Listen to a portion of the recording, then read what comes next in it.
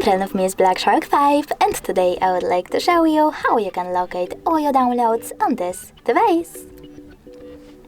First of all, you need to find an app called File Manager. It should be in Tools folder, and when you find it, click on it.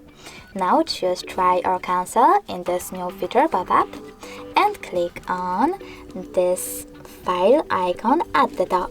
Now you need to select Download folder, and as you can see, all my downloads are here. If you wish to access one, just click on it. Thanks so much for watching. If you enjoyed this video, don't forget to leave a like, comment and subscribe. Bye!